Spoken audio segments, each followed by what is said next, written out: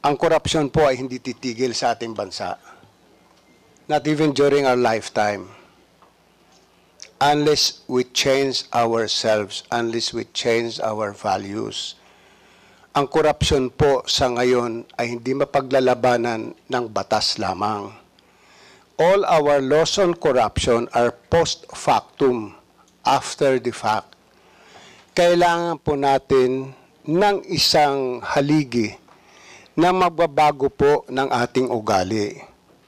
We have to introduce, as I'd always been saying, a subject from kindergarten until college on God-centered values formation. Kung magtuturo lang po tayo ng good manners and right conduct na hindi po nakasentro sa Panginoon, wala akong kwenta yon. Whether whatever is your religion, whether you're a Protestant, a Catholic, a Muslim, or what, kung lahat po tayo naniniwala sa Diyos, lahat tayo takot sa Diyos. Pero sa ngayon pong nangyayari ngayon, wala na tayong respeto sa Diyos, wala tayong respeto sa sarili natin. So not during our lifetime will be able to solve corruption. Ang corruption po ngayon sa Pilipinas ay nagiging endemic. Ang corruption po ngayon sa Pilipinas ay nagiging parang fashion, becomes a fad. Because money becomes power. And if you have power, eh talagang kailangan sikat ka. So, if you're asking whether nag-increase ito sa Bureau of Immigration, not only the Bureau of Immigration, tumataas po ang incidence ng corruption sa bawat ahensya ng gobyerno at magugulat po kayo na this incidence is not only in the Bureau of Customs and the Bureau of Immigration or in other departments. Mayroong mga departamento ng gobyerno hindi nyo akalain ay corrupt, akala nyo natutulog, pero mas corrupt pala yon sa ibang ahensya ng gobyerno na akala nyo ay corrupt. So sa mga nangyayari po ngayon, nababasa natin sa dyaryo, it only shows that what we need actually right now to fight corruption, to stop this incidence of corruption, is to introduce a subject through a law, a good manners and right conduct subject that is God-centered. You just teach good manners and right conduct, forgetting about religion, then wala hong kwenta yon. Others would philosophize na there is separation between church and state. Yes, there is. But religion, this has nothing to do, or the separation of church and state has nothing to do in values formation. You want to have a good person, let that separation of church and state argument be set aside. Makikita naman po natin yon sa ating mga Katoliko, nagsisimba tayo mga naka-short pants. Mga nakasando yung iba. Hindi ho pang-insulto ko yan, pero totoo po yan. Because we have lost our respect for God. We have lost our respect for ourselves. We do not fear hell anymore. Wala hong impyerno sa iba sa atin. So gumagawa po tayo ng krimen sangayon po sa ating kagustuhan. So if we're talking about corruption, if we're talking about incidents of corruption, if it is increasing, it is increasing, Your Honors. Thank you very much. We cannot solve corruption, as I've said earlier, through the passage of laws.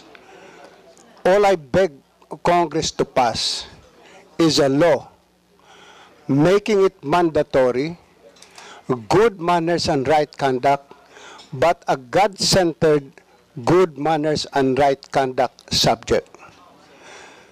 Take out that God-centered good manners and right conduct aspect, you will be a failure. I'll give you an example. Teacher ako sa isang barangay. Tuturo ako ng good manners and right conduct. Pero pagdadating ng hapon, mga alas 5, alas 6, nandun ako sa kalsada lasing, naghahamon ng away. Will my pupils, my students, believe me on what I am teaching about good manners and right conduct? No. But let good manners and right conduct be God-centered. Let our young, the youth, ipaano natin uli yung pagmamahal sa Diyos, love of God, fear of God. which is absent nowadays. Hindi ko naman sinasabing reliyoso akong tao. No, I am not. I am 10 times a sinner than a criminal in serving sentence in Muntinlupa. I am probably the #1 adulterer in this room. But what I am saying is, itemper naman natin to yung takot sa Diyos. Na bago natin gawin yun, matakot tayo sa Diyos.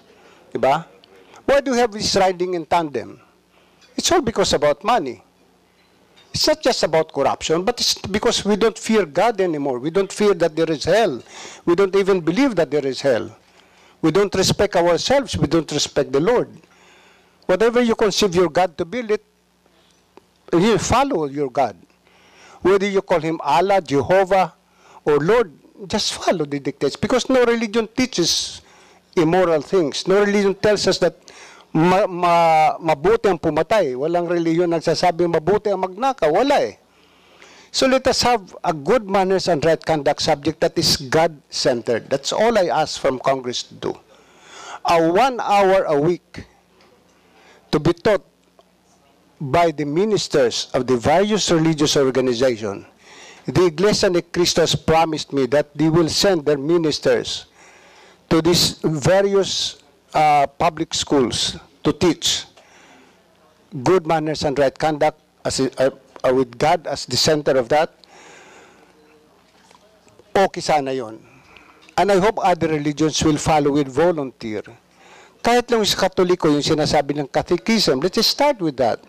Let us start teaching the young to pray the rosary sa Catholics. Let us start teaching the young to read the Bible, as what the sponsor of this hearing this morning is. Wala, but I think we start it now, and for the next 20 or 30 years, we may not be in this earth anymore, but the fruits will come out after about 20, 30 years, and expect that to happen. But we have to start it now, Your Honor. Thank you very much, Mr. Chairman.